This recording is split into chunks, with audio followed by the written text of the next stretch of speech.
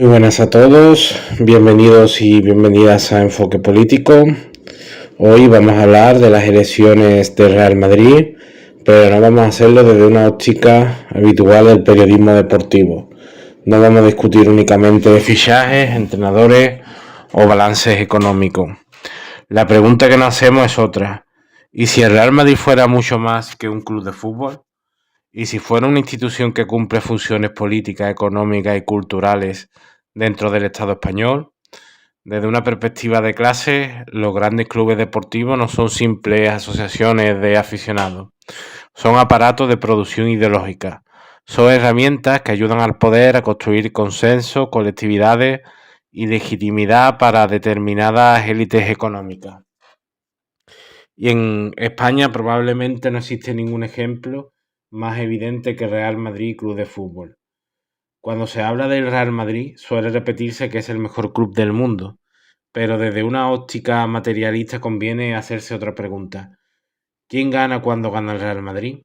Porque el Real Madrid no es únicamente una entidad deportiva, es un activo diplomático, una marca global, un instrumento de prestigio internacional y es también una de las principales fábricas de identidad nacional española.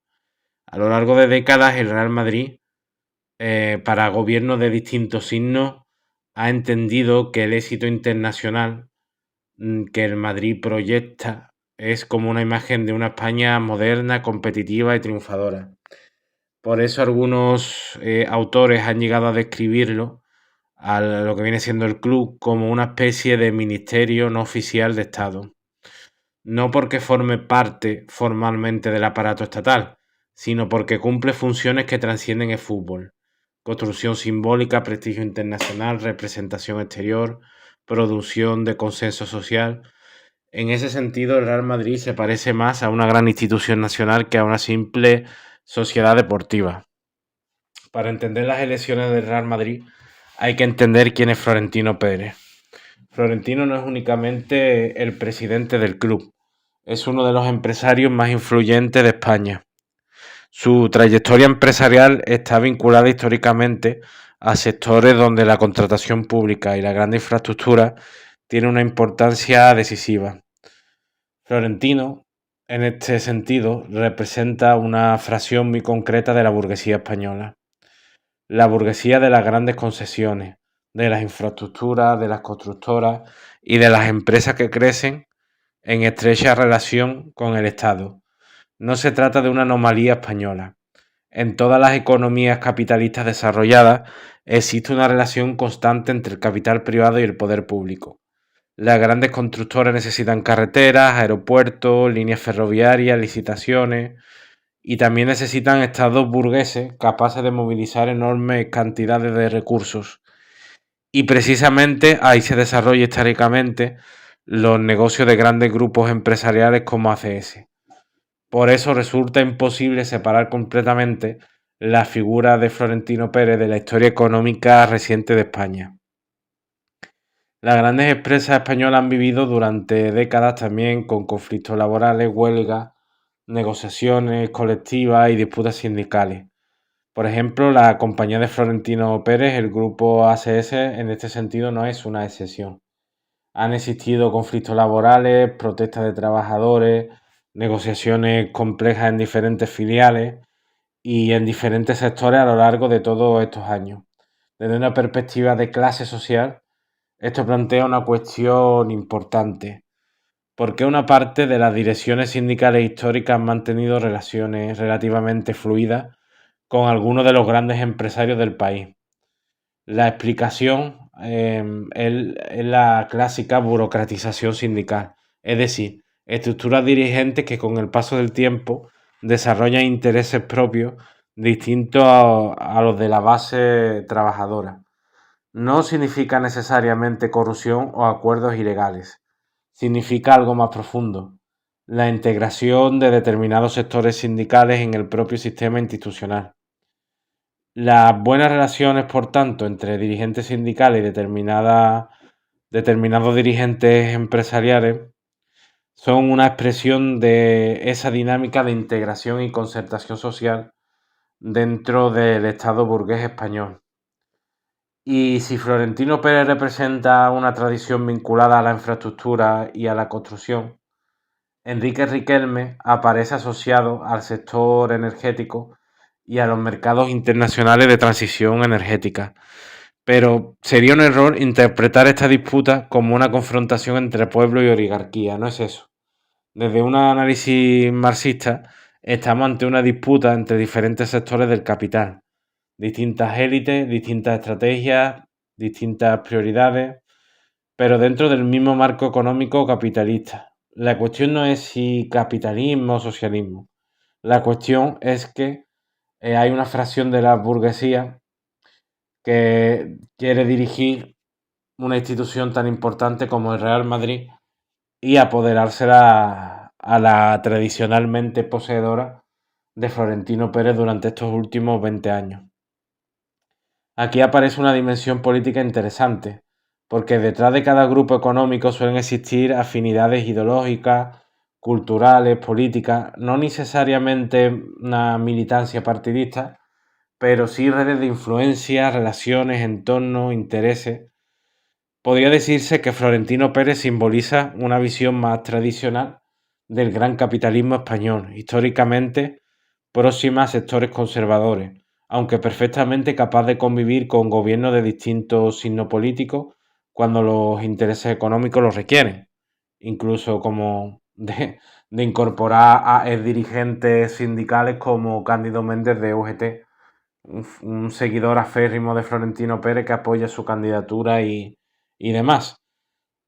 Por otro lado, algunos observadores también han interpretado que Riquelme encaja en otra ideología empresarial que opta más por una modernización económica del país asociada a industrias tecnológicas y energéticas. La clave es comprender que hablamos de proyectos diferentes para gestionar el capitalismo español, no de alternativas al capitalismo.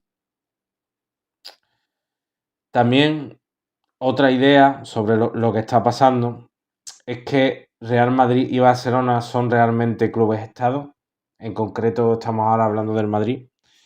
Y esto no es porque pertenezcan jurídicamente al Estado español, que no es así, sino porque cumplen para España una función parecida a la que cumplen otros grandes clubes respaldados por potencias estatales. Por ejemplo, el PSG proyecta la influencia de Qatar, el City de Emiratos Árabes Unidos, y Madrid y Barcelona proyectan la influencia de España o de Cataluña como parte de España, ¿no?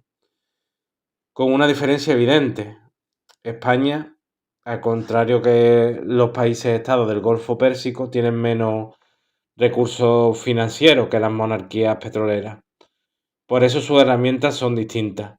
Históricamente han existido operaciones urbanísticas, marcos fiscales específicos y diferentes mecanismos institucionales que han contribuido al crecimiento de ambos clubes a nivel social y económico. El debate político consiste precisamente en analizar hasta qué punto esos mecanismos han beneficiado a determinadas entidades deportivas como las que hemos hablado anteriormente. Sin embargo, existe una diferencia fundamental respecto a PSG o Manchester City. Madrid y Barcelona sigue siendo de sus socios. Los socios votan, eligen, pueden cambiar de dirigente. Eso constituye un elemento democrático real, limitado, imperfecto, pero real. El problema es que las barreras económicas para competir por la presidencia son extremadamente elevadas. En consecuencia, la participación democrática sigue existiendo en estos clubes, pero queda restringida en gran medida a individuos con una enorme capacidad económica y financiera. Y aquí llevamos una cuestión decisiva. ¿Qué debería defender una persona de izquierda en estas elecciones de Real Madrid? Desde mi punto de vista, el problema del Madrid no es falta de capital. No necesita convertirse en una sociedad anónima, no necesita un propietario extranjero, no necesita un fondo soberano. Necesita gestionar mejor los recursos que ya posee. Más cantera, más captación de talento, más desarrollo de entrenadores, más paciencia con los proyectos deportivos, más inteligencia colectiva y menos dependencia de la lógica del fichaje estrella. La ventaja competitiva del Madrid debería consistir en producir talento y detectar talento antes que nadie. no únicamente en comprar talento cuando ya es una superestrella mundial.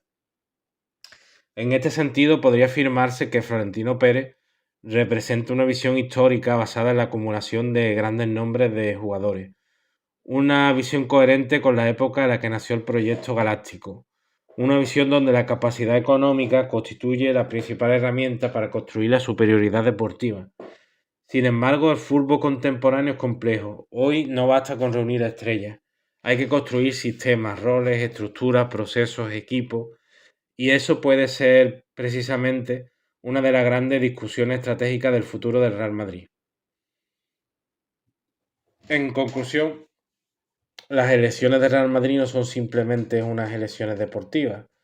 Son una ventana desde las que se observa las relaciones entre fútbol, poder económico, Estado y élite. Porque Real Madrid es mucho más que un club. Es una institución central de la cultura española contemporánea.